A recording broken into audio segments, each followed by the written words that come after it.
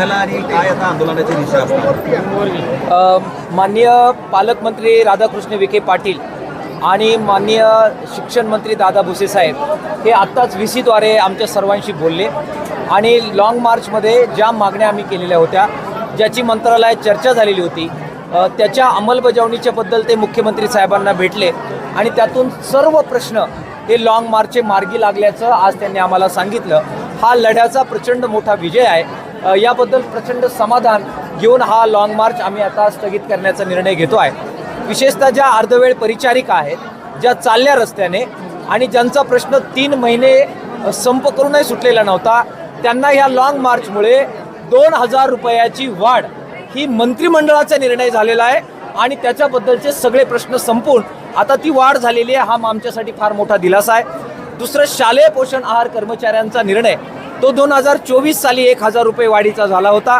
मात्र प्रशासकीय मान्यतेचा आणि फायनान्सच्या बाबतीतचे इश्यू होते. आज मुख्यमंत्री साहेबांनी याबाबत सांगितलं की आपल्या सरकारने तो निर्णय घेतला असल्यामुळे त्याची आपल्याला अंमलबजावणी करायची आहे. त्यातल्या तांत्रिक काही अडचणी आहेत त्या दूर करून 1000 रुपयाची वाढ ही शालेय पोषणसाठी सुद्धा झालेली आहे. आंदोलन नगर जिल्ह्यामध्ये झालं, मात्र या दोनही महाराष्ट्रभरातील अर्धवेळ परिचारिकांचं 2000 रुपये आणि शालेय पोषणचं 1000 रुपये पगार या आंदोलनामुळे वाढलेला आहे. ही फार मोठी समाधानाची बाब आहे. आदिवासी भागामध्ये जंगलची जमीन आणि तळाची जमीन त्याच्याबद्दलचा निर्णय आज मोठा निर्णय झाला आणि त्याची प्रक्रिया लगेच सुरू होईल.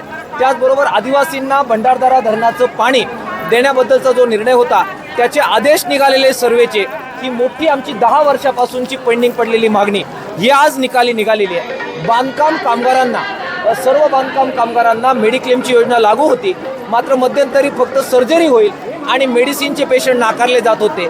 आंदोलनामुळे आता मेडिसिनचे पेशंटसुद्धा घेण्याचा निर्णय झालेला आहे.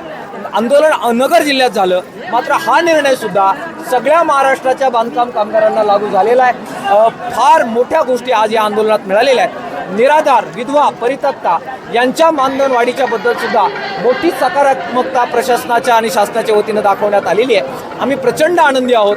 जे सगळे चालले त्यांचं मी अत्यंत आभार मानतोय. पत्रकार मित्रांनी आमचा आवाज महाराष्ट्रभर पोहोचवला, त्यांचा आभार मानतोय. अधिकाऱ्यांचा आभार मानतोय. राधाकृष्ण विखे पाटील, दादा भुसे साहेब, आदिवासी विकास मंत्री, आरोग्यमंत्री आबिटकर साहेब आणि अर्थातच राज्याचे मुख्यमंत्री देवेंद्र फडणवीस साहेब, सर्वांचा आभार आंदोलकांच्या वतीनं मी व्यक्त करतो.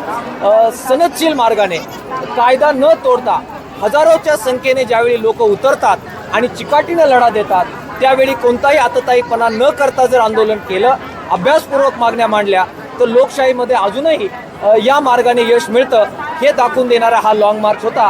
नगरच्या जनतेला आणि नगरच्या आंदोलकांना महाराष्ट्राच्या जनतेच्या वतीनं मी अभिनंदन करतो आणि त्यांचा आभार मानतो.